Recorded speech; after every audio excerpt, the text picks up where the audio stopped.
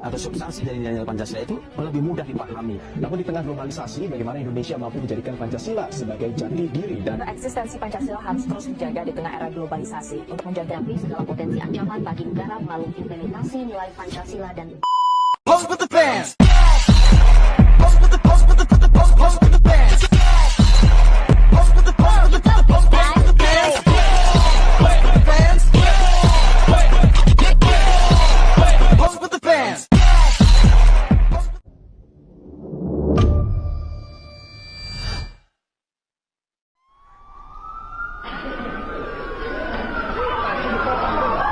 Maraknya kasus bullying atau tindak penindasan yang terjadi di lingkungan pendidikan yang dilakukan oleh sejumlah remaja putri di Malang, Jawa Timur yang diduga menjadi korban kasus ini dengan memanggil sejumlah pihak.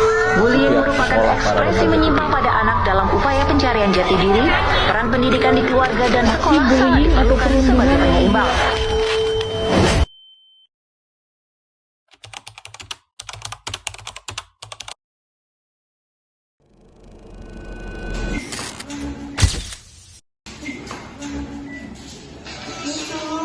Padamu, sungguh aku suka. Sejak pertama kamu ku lenturkan dirimu. Mungkin ini cinta sekedar.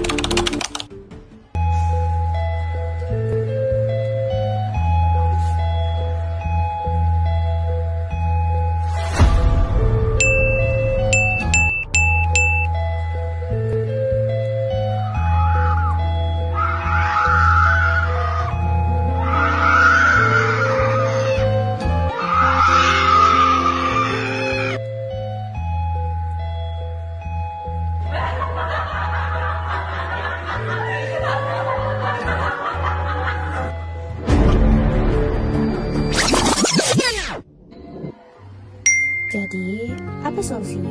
Bukan cuma bilang jangan bully, tapi aksi nyata. Yang pertama, literasi digital sejak dini termasuk sila kedua dan kelima. Belajar etika berkomentar, privasi digital, serta cara berdiskusi yang sehat. Sekolah dan kampus wajib masukin topik anti cyberbullying ke dalam pembelajaran. Sekolah juga ikut mendampingi, bukan hanya menyalahkan. Yang kedua, bangun empati digital termasuk ke dalam sila kedua. Biasakan nanya ke diri sendiri, kalau aku diginiin, aku tidak lupa. Ingat, kesadaran sama dengan manusia, bukan hanya objek hiburan. Ketiga, ciptakan budaya persatuan di media sosial. Beda pilihan, beda hobi, beda fisik, tetap saling menghargai. Pada isu bukan menyerang secara pribadi. Yang keempat, jadi abstender bukan bystander, termasuk ke dalam sila kedua dan kelima. Kalau lihat cyberbullying, jangan diam atau ikut menghina. Hentikan, bela, beri dukungan, atau arahkan ke lembaga bantuan profesional. Laporkan komentar atau akun yang abusif. Kelima, verifikasi sebelum share. Jangan sebarkan hoax, fitnah, dan gosip yang memicu perundungan. Tanggung jawab digital sampai bagian dari demokrasi bertahan. 6. Tindakan tegas berlaku sesuai hukum, termasuk sila kelima. Gunakan mekanisme ITE, perlindungan anak atau HAM, bukan untuk balas dendam, tetapi untuk keadilan dan edukasi. Yang ketujuh, teknologi untuk kebaikan termasuk semua sila. Kampanye positif, ruang diskusi sehat, edukasi publik, support sistem online. Jadikan internet tempat belajar, berkembang dan menginspirasi. Globalisasi bikin batas negara jadi hilang. Informasi, budaya, tren bisa masuk lewat layar kecil di tangan kita. Tapi ada satu hal yang ikut menyebar lebih cepat dari internet. Yaps, kebencian.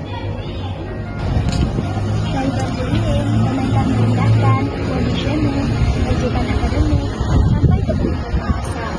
Dunia nyata mungkin kita diam, tapi di digital orang bebas jadi hakim tanpa aturan. Padahal Indonesia mempunyai kompas moral yang jelas, yaitunya Pancasila. Cyberbullying bertentangan langsung dengan sila kedua Pancasila, kemanusiaan yang adil dan beradab. Jika kita melakukan bullying melalui gadget, media sosial, berarti kita mengabaikan nilai kemanusiaan, empati, dan martabat manusia. Nggak cuma itu, cyberbullying juga dapat melemahkan nilai Pancasila sila ketiga, yaitunya persatuan Indonesia. Karena dengan komentar merendahkan dapat memecah belah serta menimbulkan konflik. Globalisasi bukan berarti kecelakaan jadi bangsa. Justru di era keterbukaan ini, Pancasila harus jadi filter sebelum kita ngetik, ngepost, atau nge-share. Yaitu, hal ini juga bertentangan dengan sila kelima, keadilan sosial. Karena ruang digital menjadi tidak aman dan tidak setara untuk semua orang. Di balik foto profil, ada manusia. Ada mahasiswa yang lagi berjuang untuk kuliah. Ada teman yang lagi berjuang untuk sehat. Ada orang yang berubah menjadi lebih baik. Kemajuan teknologi itu tidak otomatis membuat kita maju sebagai manusia. Pancasila lah yang menjaga arah. Kita sebagai generasi digital bukan hanya sebagai pengguna internet, tapi kita harus menjaga nilai kemanusiaan. Sekarang mulai dari jempol kita